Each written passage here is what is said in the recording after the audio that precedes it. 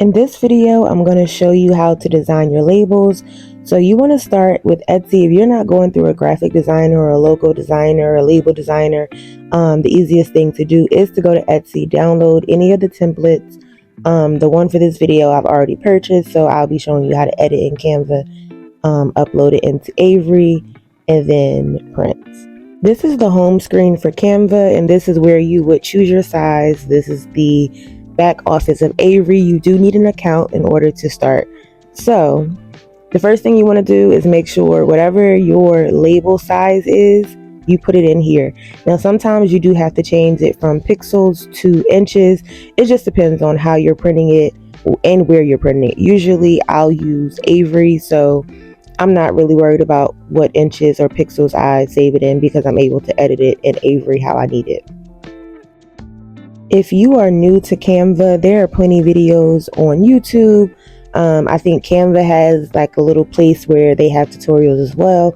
For me, I just went in and started playing around with it, and I feel like I'm a pro now at Canva. So here I'm just changing the color really quick just to show how to do that if you do need to edit that.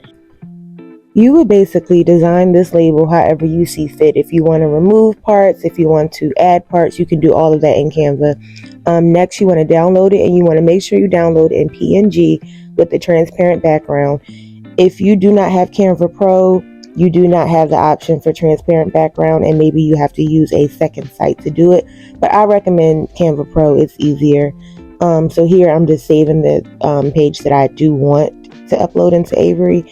And then next, you save it to your computer and pull it back up in Avery under the template that you want.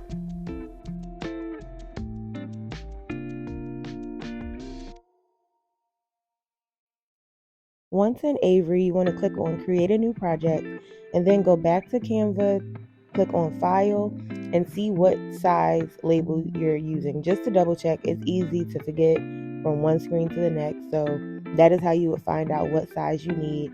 Again, click on Create a Project. You want to go under whatever type of labels you want. So for me, I use square labels. So you'll see me choosing square labels and choosing the size. I typically use size 2.5 by 2.5 for the 8-ounce jars, or a 3 by 3 for my 12-ounce jars. But for the sake of the class, I am using 2-inch. I'm just showing you here where you can use a white label, you can use a brown craft label. I believe they have a matte white listed, a glossy white. Like, there's so many options depending on the type of label you want. For me, for candles, the best option is one that is waterproof, oil-proof, because if anything gets on the label, you want to be able to wipe it off because labels are not cheap. So once you've gone through the list, you found the size that you want, you found the type of material label that you want to use, at this point you can go ahead and select the template and get ready to upload your label into Avery.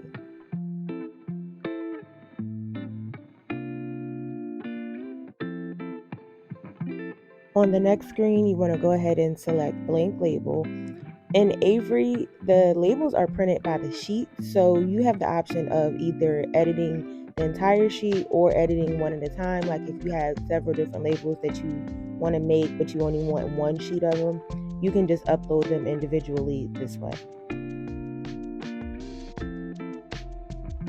After you've selected how you want to edit, you want to go to Add Image, Browse for File or Browse Files, and then from there upload the label that we just saved.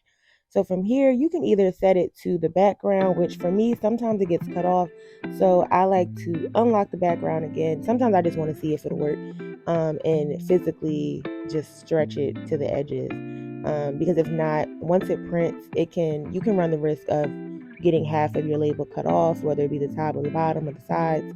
So just to avoid that, go ahead and size it yourself. You always want to check the proof just to reread, make sure everything is spelled correctly, because there are no do-overs. With Avery, you can either print it yourself, you can let them print it for you.